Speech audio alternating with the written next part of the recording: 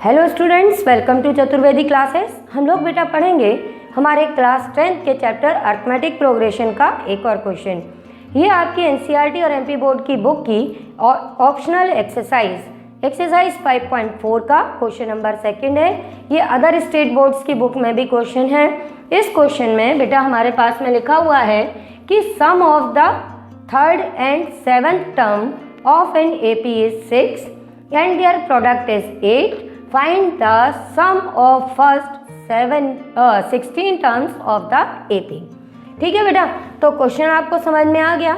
हमारे पास में क्या क्या गिवन है? हमारे पास में गिवन है कि अगर हम थर्ड टर्म और सेवंथ टर्म को ऐड करेंगे तो हमारे पास में 6 आएगा, और अगर हम उनका प्रोडक्ट फाइंड करेंगे तो वो 8 आएगा।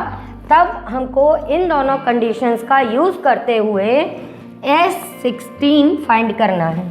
ठीक है बेटा, अब हम जब ये सॉल्व करने जा रहे हैं तो हमको मालूम है कि S16 निकालना है, यानी सम ऑफ 16 टर्म्स निकालना है। तो उसके लिए SN का फॉर्मूला यूज़ करेंगे। SN का हमारा फॉर्मूला क्या होता है ये सबको याद हो ही गया होगा, क्योंकि हम बहुत बार अपने एक्सरसाइज में सॉल्व कर चुके हैं, इस चैप्टर में यूज़ हो चुका है। तो हमारे पास में वेरिएबल्स इसके लिए क्या क्या चाहिए बेटा? N, A और D। N तुम्हें मालूम है 16 टर्म है, तो अब तुम्हें किस चीज़ की ज़रूरत है? A और D की। अब वो A और D दो वेरिएबल हैं, तो वो हम कहाँ से फाइंड करेंगे? ये जो हमारी गिवन कंडीशन है इनसे दो इक्वेशन बना के सॉल्व कर लेंगे। ठीक है, बात समझ में आ गई? तो अब हम अपना काम शुरू करते हैं। तो हम सबसे पहले अपने सॉल्यूशन में अकॉर्डिंग टू द क्वेश्चन लिख देंगे कि हमारे पास में क्या क्या चीज़ें गिवन हैं, उसके साथ में काम शुरू करते हैं। तो हम लिख देंगे कि अकॉर्डिंग टू द क्वेश्चन, देखो अकॉर्डिंग टू द क्वेश्चन अपने पास में ये गिवन है कि अगर हम थर्ड टर्म A3 और A7 को ऐड कर देंगे तो 6 आएगा। A3 आपकी क्या होगी? A + 2D, A7 A + 6D is equal to 6। ये इनके जनरल फॉर्म लिख दिए। ऐड करोगे तो ये आ गया 2A + 8D is equal to 6। अब हम इसको सॉल्व कर लेते हैं। सॉल्व करते हैं तो अपने पास में इसको पहले हम 2 से डिवाइड कर लें, जिससे ये सिंप्लीफाई हो जाएगा।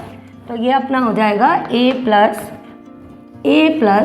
4D is equal to 3। हमने हर एक टर्म को 2 से डिवाइड कर दिया, और यहाँ से A की वैल्यू फाइंड हो गई 3 - 4D, और इसको हमने लिख दिया इक्वेशन नंबर 1।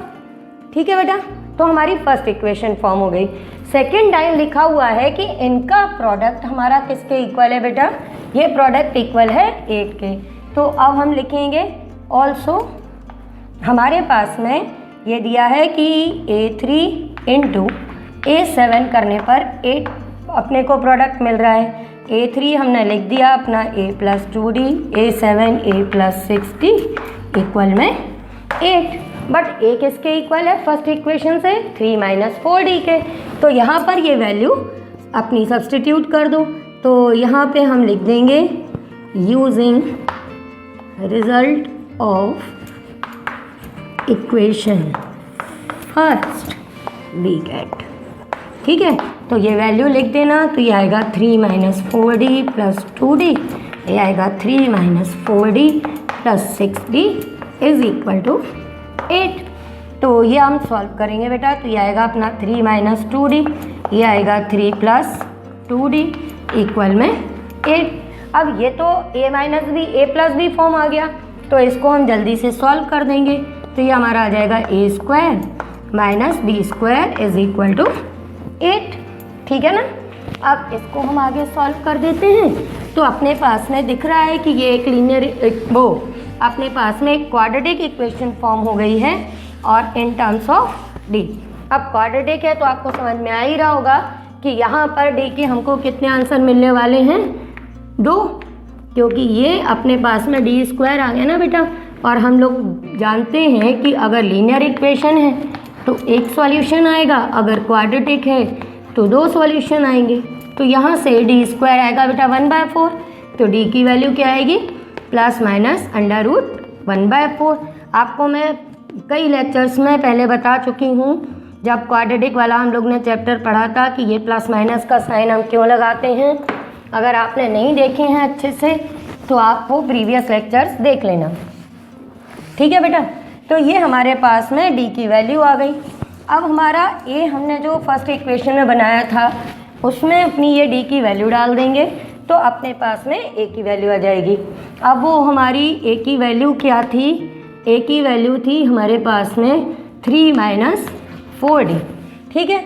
अब यहाँ पर क्योंकि डी की दो वैल्यूज़ हैं तो एक बार हम +1/2 लेंगे और एक बार -1/2 लेंगे। तो हम लिखेंगे for d is equal to 1/2, तो ए आ जाएगा 3 माइनस 4 इंटू 1/2, कैंसिल किया तो ये आंसर आ गया 1। और अब एक बार हम इसको क्या लेंगे, -1/2, ए की वैल्यू आ जाएगी 3 माइनस 4 इंटू -1/2। तो बेटा इसको सॉल्व करोगे तो यहाँ पे ये 3 + 2 क्या आ जाएगा 5। अब अपने पास में क्या आ गया कि अपने पास में d के अगर हम 1/2 वैल्यू लेंगे तो a 1 आएगा, -1/2 लेंगे तो a 5 आएगा। अब हमको निकालना क्या है S16, तो एक बार हम इस पेयर का यूज़ करेंगे और एक बार इस पेयर का। तो इसका मतलब S16 की हमारे पास में कितनी वैल्यूज़ आने वाली हैं बेटा, 2। अब वो दोनों हम फाइंड कर लेते हैं फटाफट और हमारा क्वेश्चन कंप्लीट हो जाएगा। तो देखो हम पहले तो अपना SN का फॉर्मूला लिख दें जल्दी से, using SN is equal to n/2 2a plus n-1 into डी, ठीक है। अब यहाँ पर आपको दो डिफरेंट वैल्यूज़ यूज़ करनी है तो आप सब लिख दो। For n is equal to 16, a is equal to 1 and d is equal to half. S16 हमने फाइंड किया तो ये आया 16/2 2 इंटू a की वैल्यू 1, 16 माइनस 1, d अपना 1/2, ये 16/2 2 प्लस ये आएगा 15/2 बेटा। तो ये कैंसिल कर दो, 8 LCM 2 4 + 15, ये कैंसिल 4, तो ये 4 इंटू 19, 19 इंटू 4, 19 4 ज़ा 76, ये अपना पहला आंसर आ गया। अब हम दूसरा वाला पेयर यूज़ करेंगे -1/2 और 5 का। तो अब हम इससे सॉल्यूशन फाइंड कर लेंगे अपने। तो अब हम लिख देंगे now for n is equal to 16, a is equal to 5 and d is equal to -1/2। अपना S16 16/2, केवल a की वैल्यू चेंज करनी है और बेटा d की, बाकी सब तो एज इट इज ही रहेगा अपना।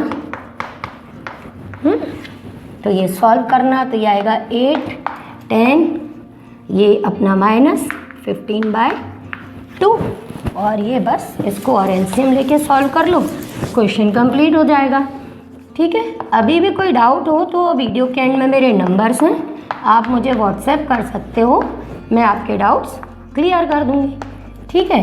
तो ये 4 इंटू 5 और 20 कंप्लीट हो गया बेटा अपना आंसर, ठीक है। समझ में आ गया बेटा।